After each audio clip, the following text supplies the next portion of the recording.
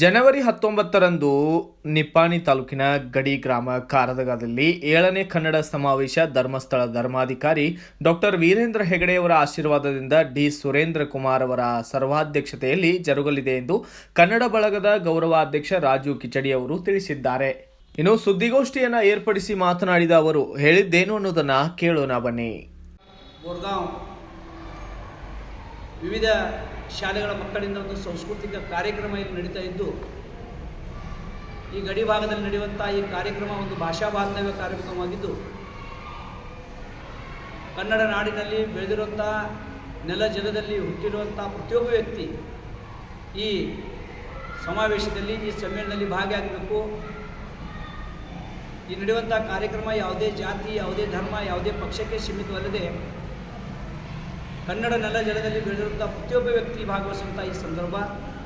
ಅದಕ್ಕಾಗಿ ನಾನು ನಮ್ಮ ಕನ್ನಡ ಬಳಗ ಸಂಘ ಪರಿವಾರದ ಪರವಾಗಿ ಎಲ್ಲ ಕನ್ನಡ ಮನಸ್ಸುಗಳಲ್ಲಿ ಎಲ್ಲರಲ್ಲಿ ನಾನು ವಿನಂತಿ ಮಾಡಿಕೊಳ್ತೇನೆ.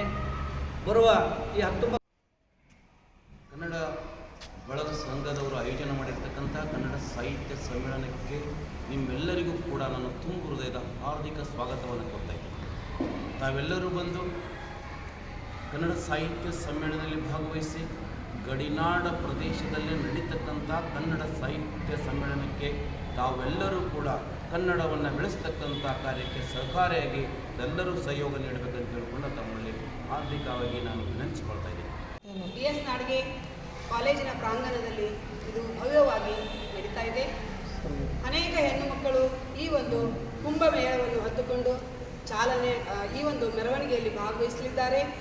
ಅಷ್ಟೇ ಅಲ್ಲ, ಕವಿಗೋಷ್ಠಿ, ವಿಚಾರಗೋಷ್ಠಿ, ಉದ್ಘಾಟನಾ ಸಮಾರಂಭ, ಮಕ್ಕಳ ಸಾಂಸ್ಕೃತಿಕ ಕಾರ್ಯಕ್ರಮ ಇವೆಲ್ಲವೂ ಅತ್ಯಂತ ವಿಜೃಂಭಣೆಯಿಂದ ಈ 19ರಂದು ನೆರವೇರಲಿದೆ. ಅನೇಕ ಹೆಣ್ಣು ಮಕ್ಕಳು ಈ ಒಂದು ಕಾರ್ಯಕ್ರಮದಲ್ಲಿ ಭಾಗವಹಿಸಲಿದ್ದಾರೆ. ಈ ಸುದ್ದಿಗೋಷ್ಠಿಯಲ್ಲಿ ಶಾಂತಲಾ ಮಾನೇಕ್ ಚಂದಗಡೆ ಮಾತನಾಡಿದ್ದು, ಮಹಾವೀರ ಪಾಟೀಲ್ ಸೇರಿದಂತೆ ಅನೇಕ ಗಣ್ಯರು ಕೂಡ ಉಪಸ್ಥಿತರಿದ್ದರು. ಬ್ಯೂರೋ ರಿಪೋರ್ಟ್, ಮಹಾವೀರ ಚಿಂಚನೆ, ಭಾರತ ವೈಭವ ನ್ಯೂಸ್, ನಿಪ್ಪಾಣಿ.